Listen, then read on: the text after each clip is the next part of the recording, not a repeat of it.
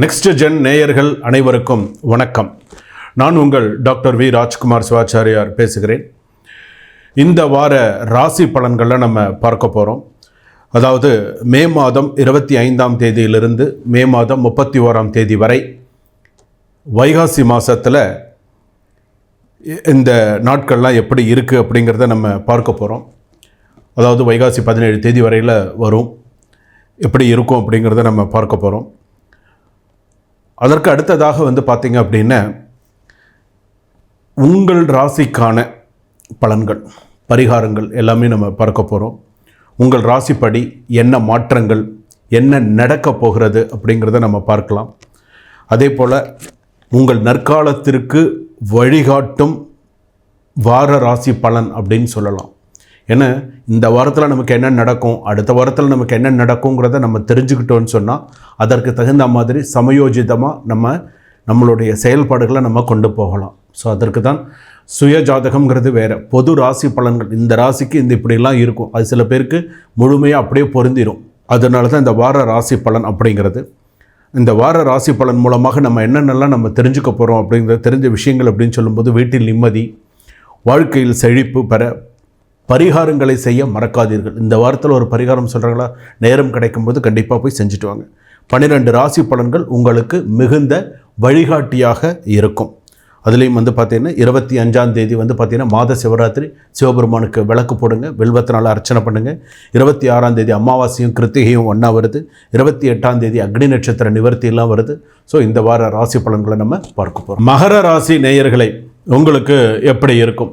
பொதுவாக மகர ராசி அப்படின்னு சொல்லும்போது நீங்கள் எதிலும் பொறுமையை கடைபிடிக்க வேண்டும். முதல் விஷயம், அவசரப்பட்டு யாருக்கும் எந்த ஒரு வாக்குறுதி கொடுக்கறதோ, யாருக்காவது ஜாமீன் கையெழுத்து போடுறதோ, யாருக்காவது ஏதாவது செய்கிறதோ மகர ராசி பொறுத்தளவுக்கு ரொம்ப கவனமாக இருங்க.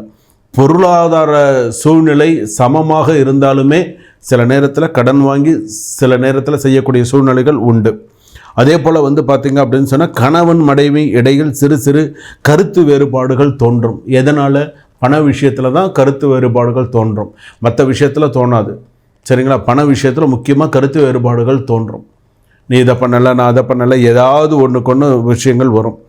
ஒருவர் அனுசரித்து செல்ல வேண்டும். ஒருத்தருக்கு ஒருத்தர் விட்டு கொடுத்து போனீங்கன்னா மகர ராசி பொறுத்தளவுக்கு நல்லாயிருக்கும். அலுவலகத்தில் பணி சுமை அதிகரிக்கும். எக்ஸ்ட்ரா 1 hour 2 hours வேலை பார்த்துட்டு வரக்கூடிய சூழ்நிலைகள் இருக்கும். அதுவும் முக்கியமாக பார்த்திங்கன்னா வேலைக்கு போய் செல்லக்கூடிய பெண்களுக்கு அதிகமாக இருக்கும். இப்போ ஒரு ஸ்கூலில் வேலை பார்க்குறீங்க, ஒரு காலேஜில் வேலை பார்க்குறீங்க, ஒரு அலுவலகத்தில் வேலை பார்க்குறீங்க, ஒரு தனியார் அலுவலகத்தில் வேலை பார்க்குறீங்க அப்படின்னு சொன்னால் 1 மணி நேரம் 2 மணி நேரம் கொஞ்சம் கூட இருந்து இந்த கொஞ்சம் ஒரு மணி நேரம் ஆனாலும் பரவாயில்ல, இந்த வேலையெல்லாம் முடிச்சு கொடுத்துட்டு போ அப்படின்னு சொல்லுவாங்க. ஸோ அதெல்லாம் இருக்கும். சில பேருக்கு பார்த்திங்கன்னா மகர ராசி பொறுத்தளவுக்கு புதிய சில தொழில்நுட்பங்கள்லாம் கற்றுண்டு சில புதிய முயற்சிகளில் ஈடுபட்டு அது மூலமாக அவங்களுக்கு நிறைய நல்ல பேர், நல்ல விஷயங்கள்லாம் நடக்கும். சில பேருக்கு வேலை செய்கிற இடத்துல நற்பெயர்கள் அடுத்தடுத்த செக்ஷனுக்கு போகக்கூடியதாக இருக்கும்.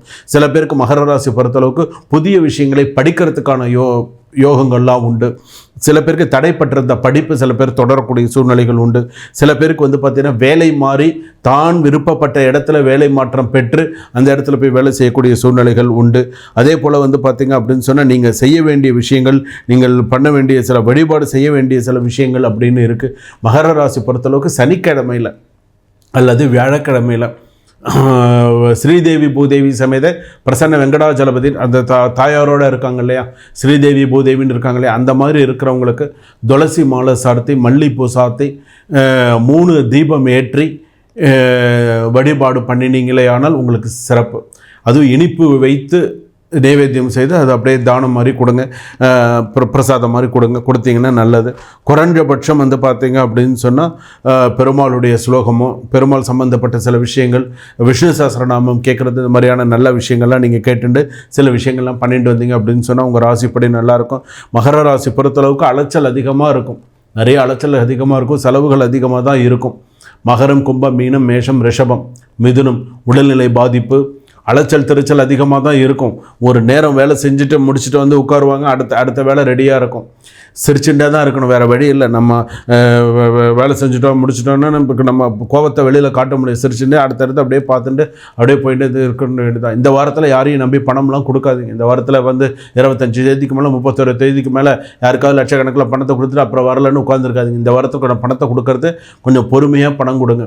கோர்ட்டு கேஸ் விஷயமா இருந்தாலும் சரி, நான் எந்த ஒரு சூழ்நிலையாக இருந்தாலும் யோசித்து பணம் கொடுங்க, செய்யுங்க. சில விஷயங்கள் நமக்கு சக்ஸஸாக, நல்ல விஷயங்கள்லாம் நமக்கு கூடி வரும், மற்ற நண்பர்களுடைய ஆதரவும் நமக்கு இருக்கும். ஆனால் சில விஷயங்களில் என்னென்ன செய்யணுங்கிறத யோசித்து செய்யுங்க.